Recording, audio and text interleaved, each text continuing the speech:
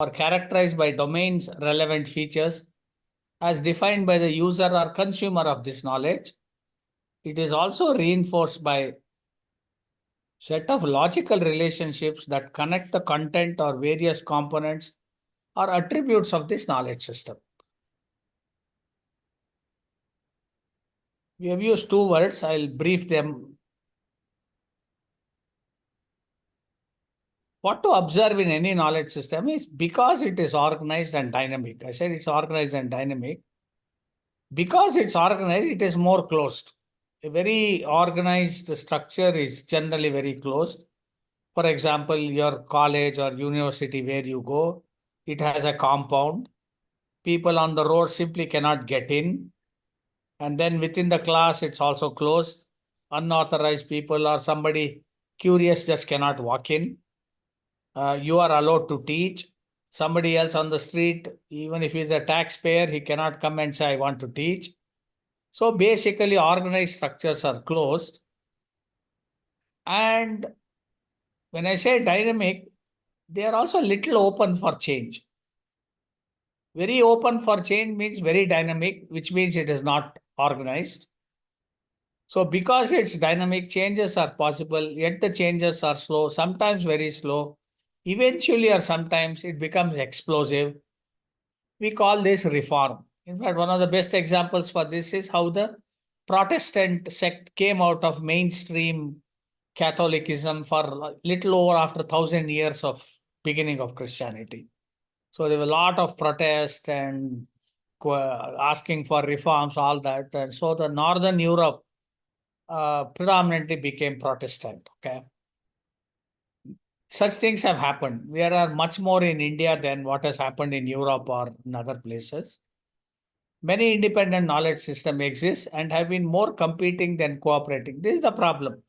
This is the greatest tragedy of humanity, where every independent knowledge system wants to dominate their thought and at the cost of something which could be better.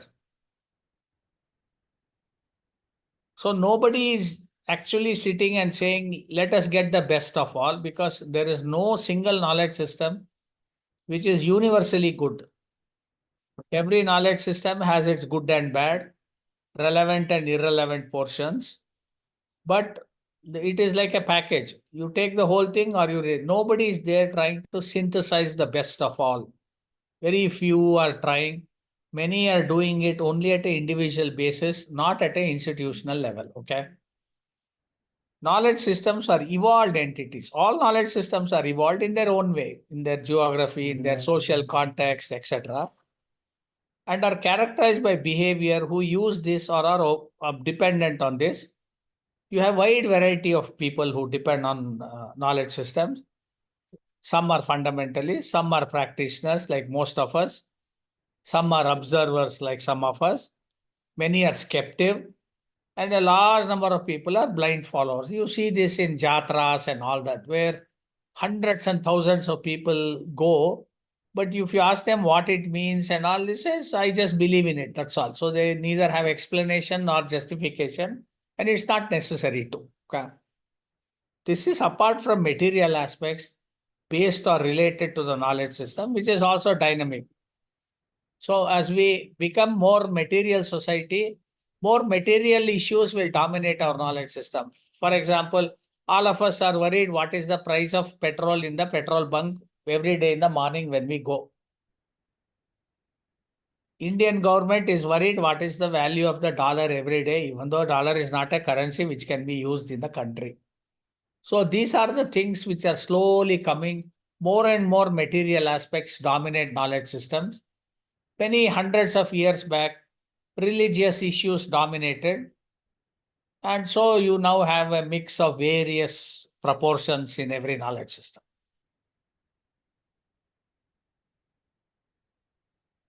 So let's look at what we are talking. So let us look at a subsystem. A system is very big. A subsystem, a sub-part of it. Just the medical system, let's look at in India, where you have Ayurvedic and allopathic medical system. They are the two dominant ones. There are also others like homeopathy, Unnani, Siddha medicine, naturopathy. So many versions are there. But these two are the prominent, dominant ones. But you see something very interesting in that. When you go to a doctor, if he's an allopath doctor, the first thing you say, don't take any other system medicine. You take only mine. Similarly, you go to an Ayurvedic system, that fellow will say, don't take any allopathy medicine, don't take any chemicals, etc., etc. You token. So neither of them are very clear whether they have a cure for what you are going through. Very few say the following. There are very few who say, you take this allopathy medicine right now, it will give you relief immediately, but later you switch over to Ayurveda, take medicine for 3 months for long-term effect. Nobody synthesizes. Or go to Ayurvedic doctor, he will say, look, you are in bad shape. You go to allopathy doctor, take immediate relief medicine. Come to me after a week or 10 days. I will give you medicine slowly for 3 months. Nobody does that. Nobody does the synthetic approach. This is the problem with the world. This is a problem with the kind of learning we do. You also see the education part of it. You have a Gurukula system, madrasa, convent, public schooling, state, CBSE, ICSE, so many. Similarly, look at economic barter system, which most rural women even now do. They exchange things with their neighbors. Commercial banking, post office banking, which gives you 1% interest higher. Islamic banking, which supposedly doesn't charge interest. Then you have the money lenders. They are all the economic knowledge system. The money lenders have been there for last 3,000 to 4,000 years. Many or most of these are consolidated over centuries of use. So our mobile phone and internet and all was only yesterday. These are all things which have been used for 2,000 to 3,000 years. They are influenced by cultural, social, economic, political, and in recent times, resource and environmental factors. For example, now, nobody had heard of selling sand. Today's sand and sand mafia is the number one thing which runs the state governments. Similarly, water. One of the most profitable business is selling water. 40, 50 years back, we had never heard of anybody selling sand or even now water. Even 20, 25 years back, people were laughing when the early Bisleri bottles came selling water. Now today, selling water is the most profitable and the most widely used business. Okay. So you can observe what is closed and open in this. Similarly, 40 years back, nobody had even bothered about lithium. Today, lithium is the number one commodity in the world. Okay. So it will happen. This is the way knowledge systems keep changing, components in it keep changing. How do we understand knowledge system? All knowledge systems exhibit expressions, either explicitly, implicitly, or in a very subtle manner during the use. Its characteristic can be seen in the way the society handles its economy, education, law, and governance, gender and other equalities and inequalities. So, for example, till about 20, 22 years back, we never had a law which said girl children also have a share in the father's property. It was not there for 3,000 years. Suddenly, in the last 20 years, we made a rule that even girls have equal share in father's property. Okay. So that's the way the society, see, you must realize you change very quickly, you adapt very quickly. Society changes very slowly and adapts very slowly. Be very clear about that. It's very easy to blame others, but society has been like that. It changes very slowly unless there is a crisis like what happened in COVID time. Suddenly everybody's behavior changed. Okay. One can also infer from many socio-cultural, attitudinal aspects of its citizens, their behavior, conduct, and ethos. For example, we have a festival called Vana Mahotsav, where we worship the trees. Why is it that we worship trees, whereas you don't find anything in Middle East or in Europe where people worship the trees? Why is it that we worship trees and they don't do? It has something to do with the way our knowledge system has evolved. Okay. Unfortunately, many aspects of knowledge system is linked with religious beliefs in all cases, at least till recent time. strongly or moderately, or in a very subtle way. Slowly, this is becoming more objective as more of material and technology components have started dominating our daily life. For example, today, everybody is worried whether they have their mobile phone with them or whether the mobile phone they have has charge in it. So every day morning, even before the prayers, you have to charge the mobile so that you get charged for the rest of the day. Otherwise, you may be charged, but if the mobile is not charged, you don't even work. This is what has happened. Okay. So such things will soon happen. More and more such things will happen. Be prepared. Yeah. So what knowledge systems operate? Many knowledge systems. Okay. Only very isolated societies have maintained their original knowledge systems and have little or no interaction with other knowledge systems. You find them in Andamans and Amazon. I have met some of them. Okay. A great majority, however, we use 2 to 3 different knowledge systems for different. That's where the confusion is. For example, this seminar which you are doing now, the way you are attending, what college or department you are in, follows the Western education system, typically university and IIT patterns. But the food we had today morning for breakfast, and most like the dress we are wearing, and the lifestyle we support is Indian, based on Indian knowledge. So finding people with 2 to 3 is very common. Finding people with exclusively one, very rare, very rare. Okay. This is where the confusion is. Today we are doing Western education but having Indian designs. The question is, why not have Western food and Western dress and Western living style, which is also happening with younger generation? The other question to ask is, why don't we have more of Indian education system? Because our lifestyle, food and dress is already. This is the question with which this NEP has introduced IKS. We'll now see predominantly what knowledge systems exist. The first is the Western knowledge system. It's also called the modern scientific system. Okay, what one calls the word like scientific temper and stuff like that. It's predominantly found in Europe, North America, and China. It covers 50% of the world population, but it controls 75% of the world economy. That is why the Western knowledge system is dominant. That's one of the reasons why we are using internet and talking to each other. That's the reason why I'm speaking in English. Okay. The second knowledge system is Arabic knowledge system. It's predominantly found in Middle East, North Africa, Indian subcontinent, Central Asia, Indonesia, and Malaysia. Covers about 30% of the world population, but it controls 70% of the world's petroleum economy, which is exactly what the driving force of world economy is. What drives world economy is energy, and predominantly the energy is in petrol, diesel, and other derivatives, CNG, LNG, whatever it is. And that's the reason why suddenly Middle East is important. Okay, because they have a significant share of the money related to the energy. The third knowledge system is Indian knowledge system. It's predominantly found in Indian subcontinent, Southeast Asia, Tibet, and Japan. Covers about 25% of the world population. It also relates only to 25% of the current economy, and it is slowly growing. Okay. The fourth knowledge system is the indigenous knowledge system.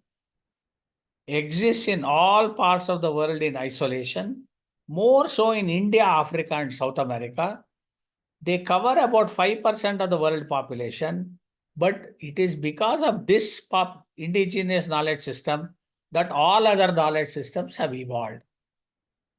Christianity and Islam developed from early pagan tribes and pagan experiences.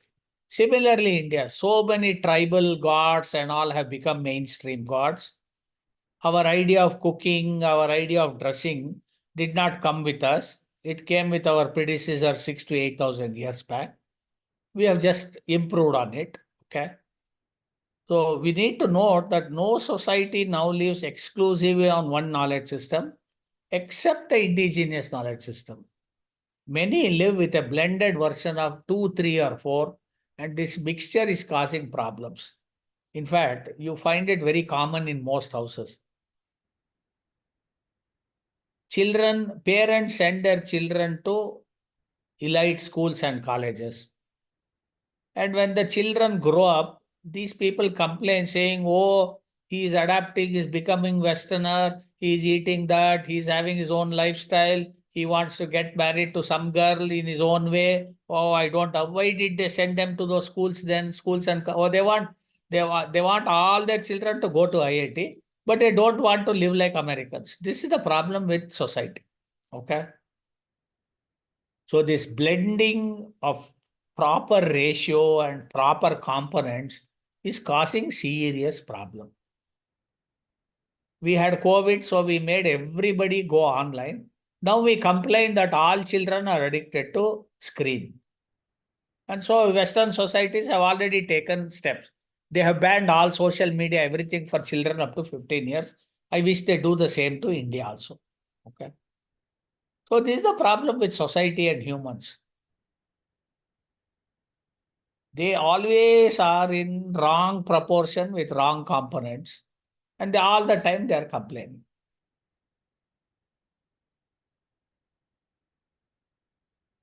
So it is clear that currently in India, we all lead a life based on blended knowledge system, dominated by Indian knowledge system and considerable Western knowledge system. The formal education, economy and industry is dominated by WKS, and our lifestyle, food, dress habits, cultural, religious, other things are all IKS, and that also is slowly getting blended. It is here we are questioning what IKS is. We have not understood what IKS is, and we are trying to put more components into our IKS because there is now an overload of Western knowledge system. So many wrong things have come. Okay. Convenient. For example, plastic. Very convenient, plastic bags. But it's an economic disaster and an environmental tragedy. But it's convenient to use to begin with. This is what is happening. This is the problem with Western knowledge system because we don't understand any knowledge system. Western knowledge system is very good for short term.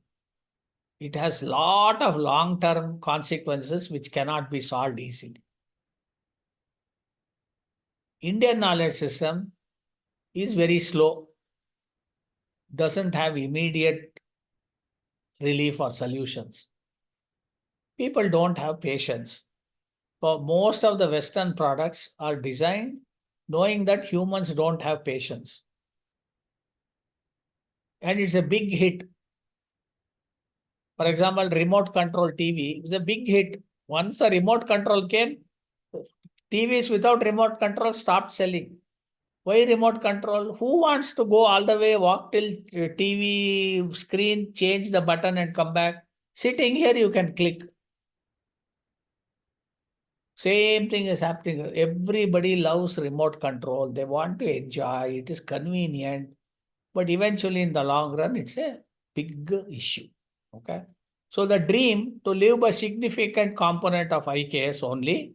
The question is it possible and meaningful?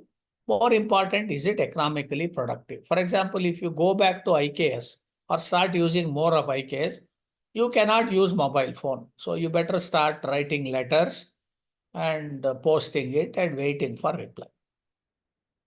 No internet, no mobile phone. Whether it's good or bad, it's a different issue, but this is the way it will be. So you have to be very clear what components of which knowledge system you want to put it into your life. Okay. I'll tell you certain things which are significantly important. So what is the Western knowledge system, which is also a little of the Arabic knowledge system because there is some overlap between them. This is something that evolved over 3,000 years in the socio-cultural geography of the region, which is Greece, Rome, Middle East, which is called the Fertile Crescent. All factors have played significant role in shaping this, and they continue to do so. There is one book that is sacred. They are all monotheists, which does not include female and child gods. So representation for children is not there, representation for women is not there. It's a highly male-dominated perception. Its main character is belief in redemption at death, and the moral compass grounded in belief in only one God, which is male, and in only one book. They are called the Abrahamics. Whether they are the Jews, Christians, or Muslims, all of them have one holy book. What is interesting about them is this: it has been institutionalized very early. Single authority. Vatican is almost 2000 years old, single authority. Rebelling or questioning of tenets is not permitted, and it results in excommunication or worse, death. For example, take the case of how Christianity came. Jesus rebelled. Jesus made a statement saying the temple of Jerusalem is a den of thieves. This was termed anti-institution, and the Jews made the Romans do this act. And Christianity came out of that, but Jesus had to be killed. Same, the tenets in all these are very harsh, very cruel, and very acquiring in nature, all the time trying to grab from others. For example, no heaven for non-followers, an eye for an eye as a justice system, which comes from Hammurabi Code, and the death to kafirs, death to all non-believers. So doesn't say that other knowledge systems are equally good. Maybe there are a few things better in them. Let us learn. No, it says anybody with other knowledge system has to be put to death. It was not like this. You just see around the same time, this is port city of Carthage. This is in 8th century BC.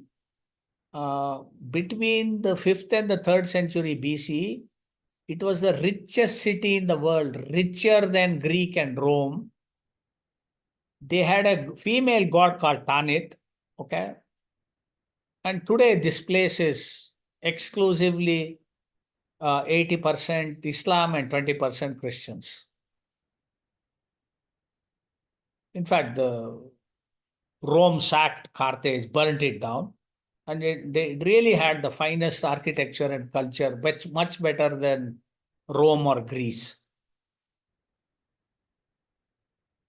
This is the region where the entire Western knowledge system and Arabic knowledge system developed. The early Old Testament is here, modern Iraq. The New Testament and Quran is all developed here, okay, this region. Some influence from the Egyptians. This is the Fertile Crescent, which is what I mentioned, okay. What about the Indian knowledge system? Two, Arabic and Western, we covered initially. This also is something that evolved over 5,000 years. So we are more time tested than anybody.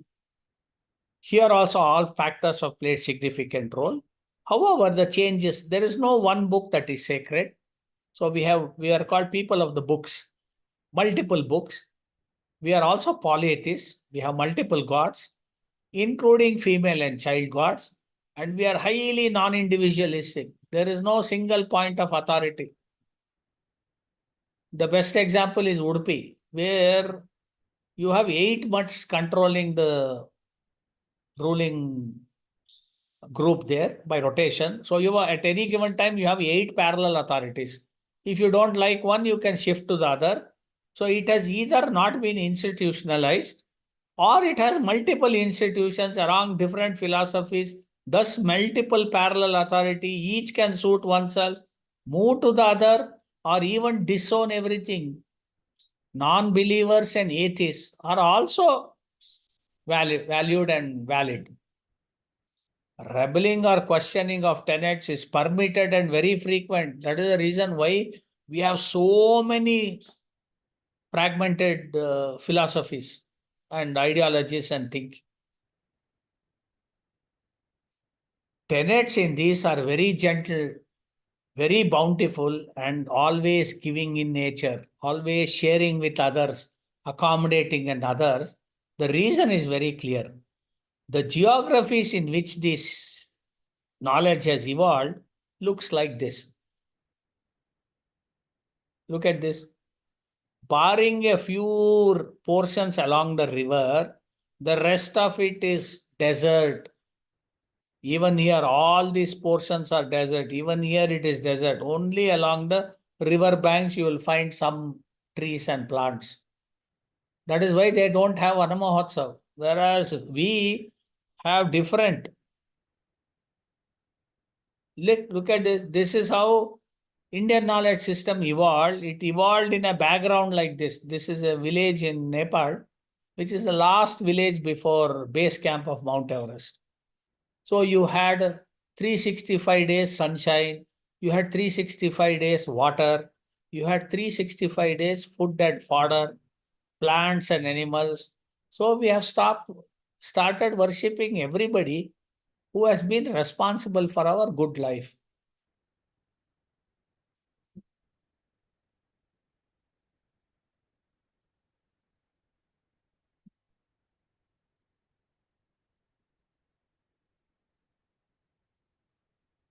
So we will see what India was. We will take a look at India, which around 200 current era, which is 2000 years back.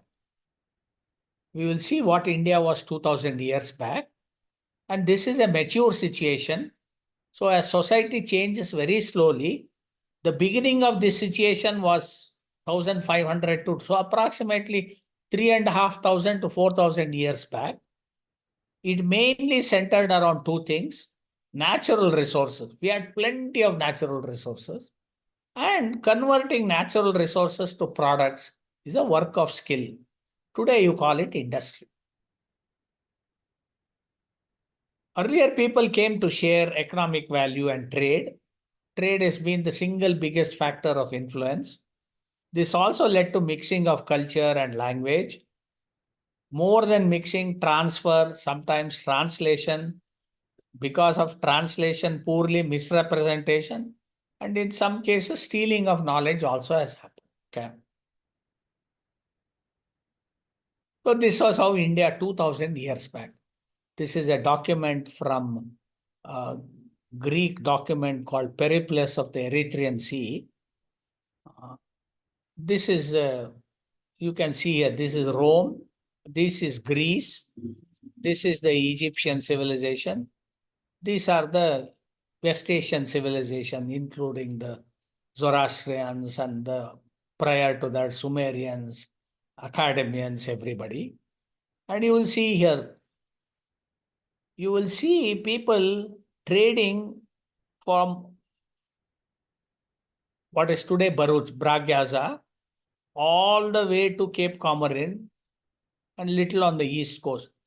Particularly the west coast, every 30 to 40 miles, you had a port where people would trade with Middle East, Greece, Roman, Egyptians, Ethiopians, and whole of East Africa.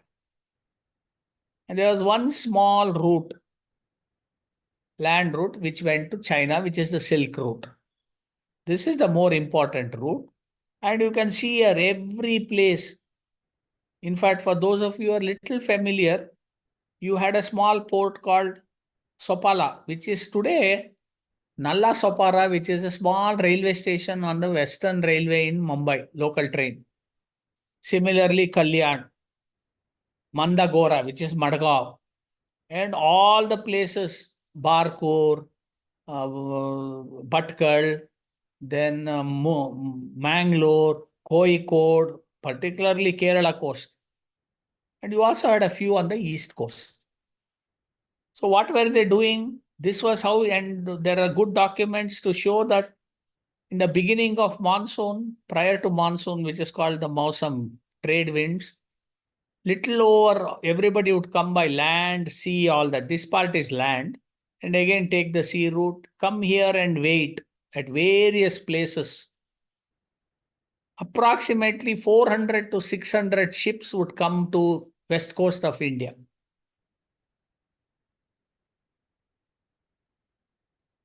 This was how it used to be.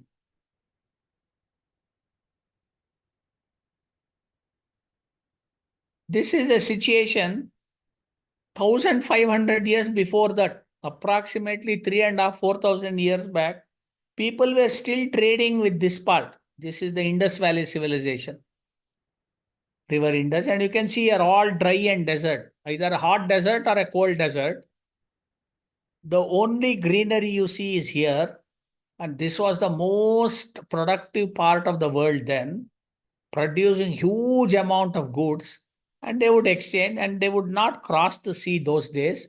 They didn't have ships to cross, but they would take small boats, and you can see the route.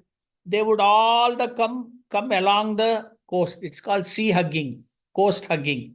Every time you travel, you want to see the coast on the left side so that you are not lost on the sea. Navigating the high seas took another 1,000 years later. So this is the Indus Valley civilization, Harappan phase, 2600 to 1900 BC. So you can see here, this is the document, Periplus of the Erythraean Sea, 1st century AD document. And you can see here Roman Empire, Hittite Empire, Greek Empire, everybody, Parthian, everybody would trade with India. What would they trade? They would bring only two things, wine and gold. What would they take? Spices, ivory, metal, cloth, aromatic flower, silk, and precious stones. Particularly Sri Lanka, which is even today one of the world's largest producers of precious stones. What is more interesting is, this is not the end of it. Even people from China, Southeast Asia would come and trade here, both in the east coast and west coast, particularly this port called Bucharest, which is about 7-8 kilometers from Cochin. I have been there. They're excavating. And so Chinese and Southeast Asians would come here. Arabs, Greek and Romans would come here. They would exchange. That is how you find lot of Chinese porcelain found in Rome and Greece, including Egypt. So they would all bring, very rarely they traveled all the way here. All these people would come here. So west coast of India was like modern Singapore, or much better than that. Okay. And this is what it is. November to February, they would return. April to September, they would travel. This is called the trade winds or more. So the whole of then world, Greece, Rome, Greece, Central Asia, West Asia, whole of Egyptian and Eastern African Empire would deal. In fact, very interesting. About 1,000 years later, when Vasco da Gama loses his way, he actually comes here to Madagascar. There he meets a Gujarati trader who tells him, I will take you to Calicut. That's how Vasco da Gama reaches this place, because he didn't know where he was going and he was completely lost actually. The proof that it was very rich, you will see this is the Academian Empire, that is Darius, Cyrus, all these you hear names. 500 BC, just before Alexander came to Indian subcontinent. This was the Academian Empire, very big empire. They had captured parts of Central Asia, the whole of this part, and even the Egyptian Empire. Very big empire, and you had Euphrates and Tigris River here, little of the Nile, and you will see bordering the Indus River. This is all Afghanistan and this. What is interesting is, see, this was various regions of their empire, and what was the contribution of revenue? How you can see how rich India was. This is various provinces of the Academian Empire and how much money they were collecting from each region. Whereas here, a very small portion of their kingdom dominated, maximum revenue came from here. It's just an indication how rich India was 2000 years back. And the proof is this, final proof. You will observe something very interesting. This is where your Carthage I mentioned, okay, Morocco, Carthage, all that. Egyptian Empire, you see here just along the river Nile. On either side, it's all desert. Same here, okay. Of course, Europe, Ireland is missing, Scandinavia and others. This is whatever you see in orange color is the final expanse of the Roman Empire just after Julius Caesar. This is the Roman Empire at its biggest. What you see here in orange color is all the geographical locations where people have found Roman gold coins in the last 300-400 years. So they have found Roman gold coins everywhere here in the port, Alexandria, in Jerusalem and other places.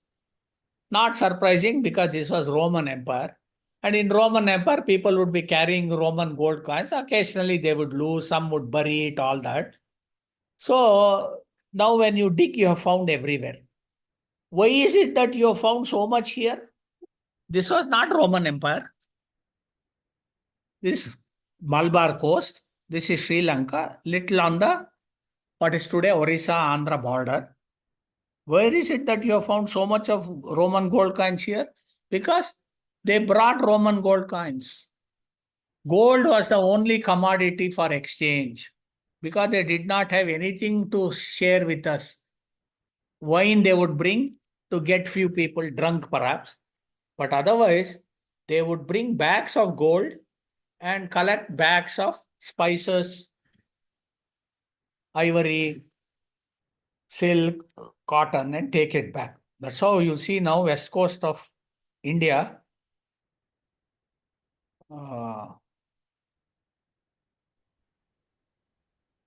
Somebody has raised a hand. I'll handle it a little later, please. Now you see in Kerala, you take any marriage, whether it's a Hindu marriage, a Christian marriage, or a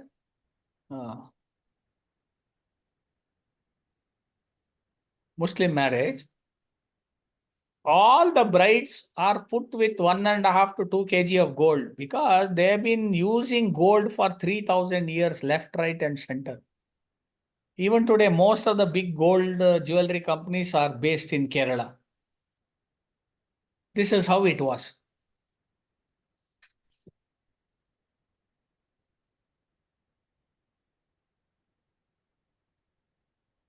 So, given this, which knowledge system is useful? Every knowledge system claims an element of sacredness, infallibility, God's command. God has given these commands, so we must follow. Practice over years have shown that all knowledge systems are inadequate for various reasons. And changing context makes it harder to adhere to. Many tenets are never tested, and when done so or questioned, fails or is found inadequate. Our only hope is self-correction, adaptation, change, or reform. If all these fails, you need to abandon it. You will see what is happening in Iran now. Okay, they are asking for reforms, but if reforms are not permitted, then slowly large number of people will abandon it. So that's why any knowledge system which doesn't have self-correction, adaptation, and possibility to change is in serious trouble. We'll see that. You look at Galileo Galilei, all of you know, he's the father of modern science. He was born in 1564 but died in 1642. But something interesting happened. In 1632, he wrote a book called Dialogue Concerning Two Chief World Systems. One was what he thought is correct, and one was what was already prevalent. At that time, Pope Urban VIII was the head of Vatican. What Bible says is, Bible says, Earth is the center of the universe, sun revolves around Earth. But what Galileo told was, it is wrong. Earth revolves around the sun. This is based on my telescopic observations. And because of that, he was treated anti-Christian and he was put to death. They ordered him to be killed.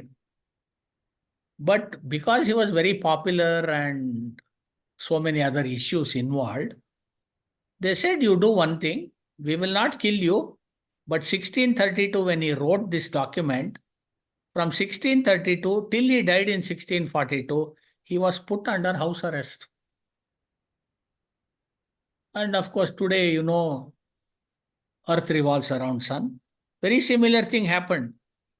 Another Vatican seminar happened on because of Big Bang proof on November 22nd, 2001, where the chief person called, in fact, the Pope called him, and one of the scientists who was called for the seminar to explain Big Bang to the Vatican was Stephen Hawking. So you have to be clear. One thing you need to be cautious is knowledge systems can be very rigid and very subjective, not necessarily applicable to everybody. And conflicts and contradictions in every knowledge system is very common. The greatness of a knowledge system is not that it doesn't have contradiction and conflict, how it handles conflict and contradiction. That is the beauty of knowledge system. Okay. You see, there's an interesting painting of Galileo defending himself. Very similar thing happened. This all of you recognize. This is in December 2024, just about a year back, where this man was expelled out of the tournament because the tournament rule says you must play with suit, not with the jeans and jacket. And this is Magnus Carlsen, the world's greatest chess player, was told not to compete because he is not following the dress code. This is how many things in knowledge systems are. Okay. That's why you'll see Gukesh and Pragnananda wearing suit in Chennai in summer when the temperature is 42 degrees centigrade. Lucky for us, they will make the tournament in an air-conditioned room. Otherwise, you will see all these bureaucrats coming with suit for a function where there is no AC, all the time removing their tie, perspiring. They are very, very stupid. But they conform to the knowledge system. Very similar things have happened. This is one of the world's most famous mosques. But this is in Turkey. It's called the Hagia Sophia Mosque. But for 1,000 years, from 500 current era to 1535, it was a church. From 1535 to 1935, it was a mosque. In 1935, the Turkish leader Ataturk converted this mosque to a museum. But in 2015, again the Erdogan, now who is the leader, converted that museum back to mosque. This is how it has happened. Everywhere it has happened. Whether it's a Ram Janmabhoomi, there are hundreds and thousands of such things all over the world. This is one way. The other way also it has happened. This is one of the world's best buildings in a place called Cordoba in Spain. This is the mosque. It was built as a mosque and it was the best architecture in Europe. In fact, the Christians learned architecture from the Muslims. Christians did not know architecture well. They learned it from the Islam. So this is the Mosque of Cordoba, one of the world's largest and finest mosque. But that was a mosque in 8th century AD. And in 13th century, when the Crusades drove out the Muslims, they converted this into a mosque. They did not destroy the building because it was too beautiful. It was a building which they couldn't have built themselves, but they simply converted it into a church. Now today it's a church in Cordoba. So such things have happened. All knowledge systems have gone in turmoil. One dominates the other. mostly through violence or through trade, like what happened with the East India Company. So this is what is interesting to know. Thermodynamics is an exceedingly interesting and objective subject. And in the second law of thermodynamics says, every closed system moves from order to disorder. Moment any system is closed, its final journey is disorder. That's why you have to be open. You have to be open in your mind. You have to be open in your heart. If you are closed in your mind and closed in your heart, which is typically what we see with most people, they are a trouble to themselves. They are a trouble to others. Okay. We'll also see for such a rich country with our knowledge system where we had no influence from others then, why did it decline?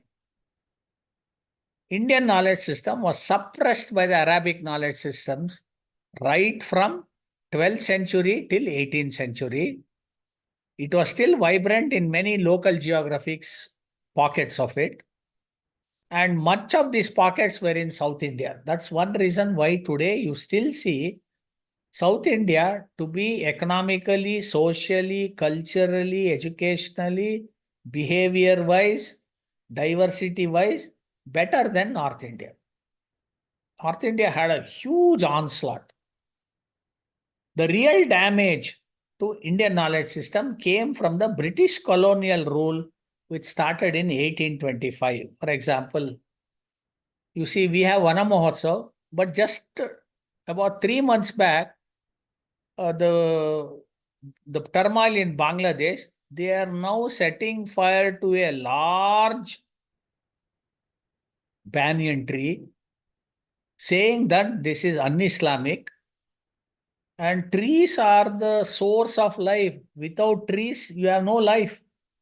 Because trees give you soil, oxygen, water retention, birds, they live there. Many trees give us food to eat. And this is how it is, okay? So now you know why we have a festival called Vana Mahotsav and why the Arabic knowledge system or the Western doesn't have. The real damage came here. You see, this is the original Lord Macaulay's address to the British Parliament on 2nd February 1835. He says, I have traveled across the length and breadth of India and I have not seen one person who is a beggar. No one is a thief. Such wealth I have seen in this country, such high moral values, people of such caliber, that I do not think we would ever conquer this country unless we break her very backbone. That is how he says the ancient education system and our culture should be replaced with English education. This is what it is. In fact, he is so arrogant and like typically of like our vice chancellors who have no behavior, no knowledge. Same is with this fellow. He says he has no knowledge of either Sanskrit or Arabic, but he says English is superior to Sanskrit and Arabic. This is the kind of thing. And you see what happened? Royal Simla Club. No dogs are Indians. This is how they treated us. They treated us worse than dogs. And there is proof for this. See here. Look at the economic value of India in the world in first AD.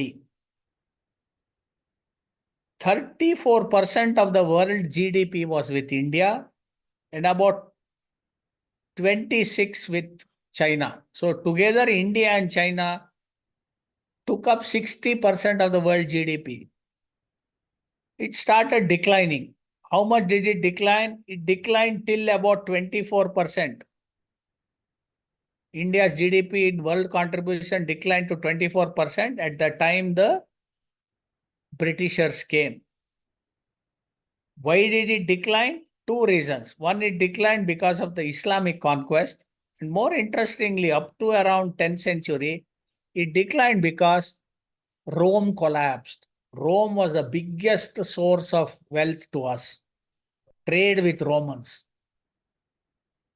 That declined, and eventually from 16th century, it rose marginally, but when by 1700, when Britain was fully in control of India, you can see how they drove the economy from 24% at the time of independence Our economy was only 2% of the world population.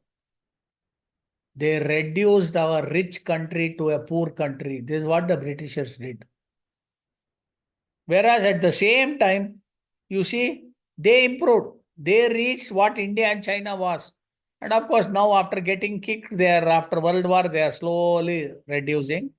Only America, which was not there, is increased. China, of course, has taken off. China and India were about the same. And now China has taken off really substantial. India too is rising. So this is what the Britishers did. And now all of you go stand before your HOD. Your HOD goes and stands before principal. Your principal goes and stands before vice chancellor. The vice chancellor will go stand before an idiot called minister. That idiot of a minister will go stand before another idiot called chief minister. This is what is happening everywhere. The rule is this. In old days, Indians were not allowed to sit on the chair while waiting in a British official's office. If he had this certificate, he was permitted to sit. Look here, a certificate for sitting, kursi nashin, in the Delhi district, such and such a person is allowed to sit. Do you realize how nonsense and how cruel we were treated? All invaders do only this. Somebody is ruling you, it means it is not for your good. It is for their convenience. And you see, at the time Britain was trying to do all this, what was the state of Britain? Just when Macaulay was busy preaching new education policy in India, so instead of divorce, wife selling was common. In 1844, the last wife sale in Britain occurred in Horsham for 30 shillings. This was how they were.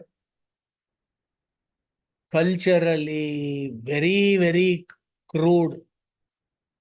No manners. Same thing our bureaucracy has inherited. After all, it's a British model.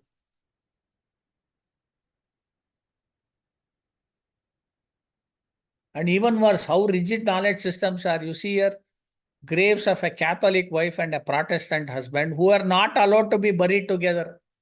So they were living together as husband. After death, the community took over and said, this is. So one has to be very sensitive, objective, mature to understand all this. Otherwise, we will only go by what is told, and most of the time what is told is not very correct. So what the knowledge system gives, it gives an identity, it gives an economic value, it gives received wisdom, which is cumulative, and it holds a culture. When you say you are an Indian, Indian does not necessarily mean being born in India. It is a culture, it is a sense of identity, it is a kind of wisdom by which you live, and a kind of economic value that you support or you are part of. It is a way of life. Specifically IKS, you had core and related dharmas. Mostly you have oral traditions. Writing came very late in India. Writing started around the time of Emperor Ashoka. So you will see that in near Ballari, where Ashoka's inscriptions are there, about 40 kilometers south of Ballari. You also have Ashoka's inscription in Orissa, in Gujarat, Girnar, and in Afghanistan. This is the four corners of his kingdom. So writing started there. Okay. Till then it was oral tradition. Whereas writing started almost 1,000 years before that in the West Asia. All knowledge systems are unsustainable. The real sustainable knowledge system is only the indigenous knowledge. You look here at community living in Brazil forest. It's a community for about 100 people. There are no walls. There are no doors. This is common space for all the houses. And when the population increase, 30, 40 of them will move away another 2 miles, make a small clearing. They will cut about 20, 25 trees, build and live. Only indigenous knowledge systems are sustainable. All others are increasingly unsustainable. And the other knowledge, indigenous knowledge system is in Andamans, plenty of it. I have gone there, interacted with them. And they live like this. This is a photo during the tsunami. Even now they live with bows and arrows. They live exactly like their ancestors lived about 50,000 years back. Even more is Nicobar. The whole of Andaman and Nicobar has about 50 to 60 different tribes, small and big, who all have different culture, speak different language,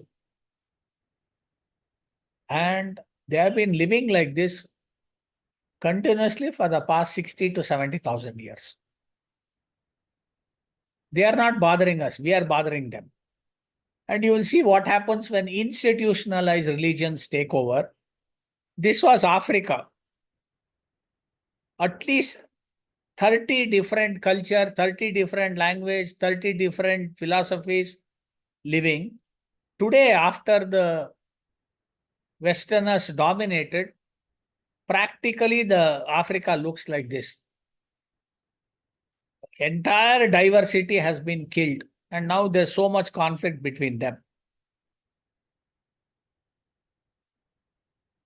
South America is even worse. You people have no idea. So the locals were killed by Spanish, Christopher Columbus followers. And very interesting, before facing execution by Spaniards in 1512, Taino chief Jote was offered the chance to embrace Christianity and enter heaven. He asked if the Spaniards would be there in heaven. He was told yes. Then he said, I'd rather go to hell. So this is the kind of response that they elicited. What the Spanish and the Portuguese did in South America is 10 times worse than what the Britishers did in India. And you will see this. There's a nice church in Peru now. This is the church, inside of the church. But actually, this is the old Inca temple where the roof has been modified to a church.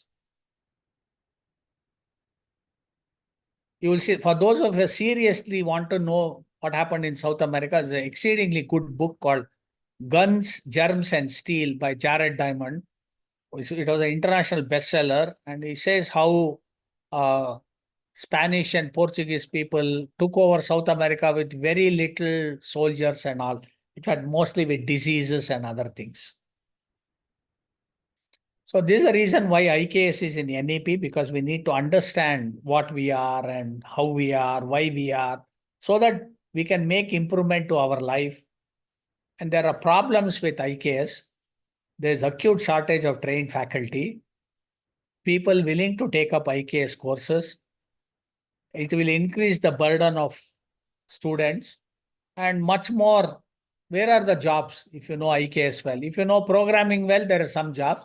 But if you know IKS well, where are the jobs? These are the issues. And these are the standard books for IKS. Some of you may be following. And you will see, you see here, what Western knowledge system and Arabic knowledge, they build very good institutions. But they have a very weak family system. Whereas the Indian knowledge system, we have very weak institutions, but we have very good families. That's why even though your college where you go and the university you work is very bad, all of you are fine and all your families are doing well. Only the university and college is not doing well. So you can see here the divorce rates of marriages. Portugal and Spain is between 94 and 85%, which means almost every marriage breaks. Whereas in India, the divorce rate is about 1%. And it's increasing. We are slowly getting more westernized.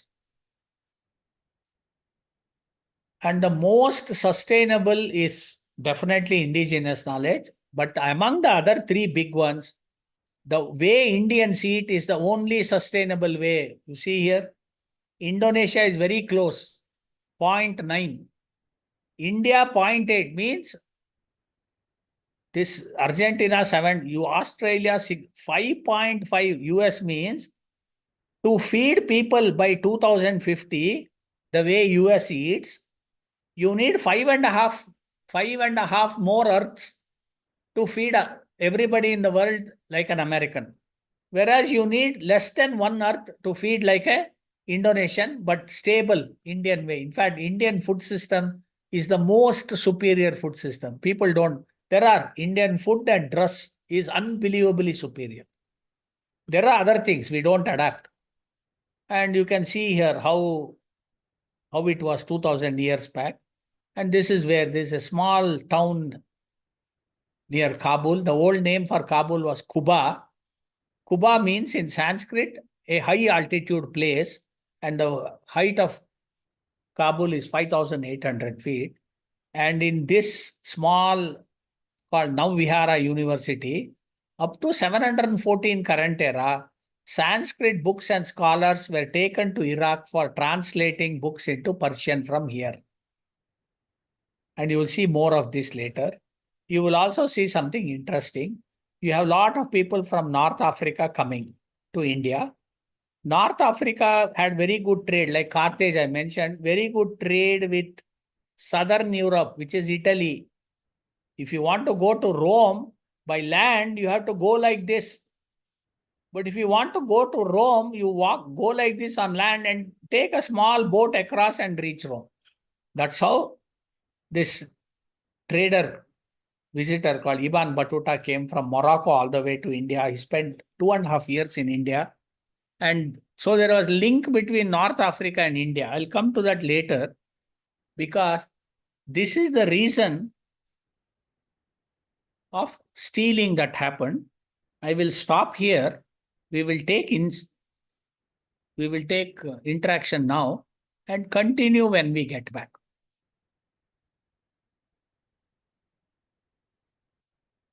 Yeah, somebody raised a hand. Somebody wanted some clarification. You can unmute and ask.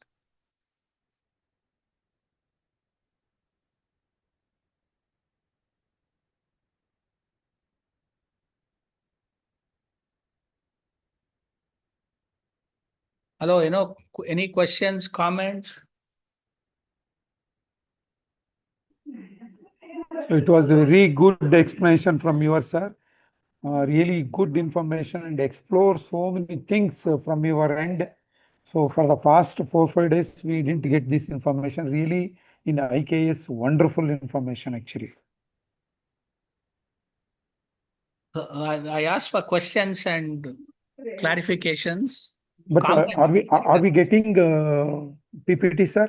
This one? Yeah, you will get this PPT by evening. It will be shared by Nanjun Swami. Okay, sir. Or maybe tomorrow when all the sessions are over. Sure, sir. Thank you, sir. Thank you, sir.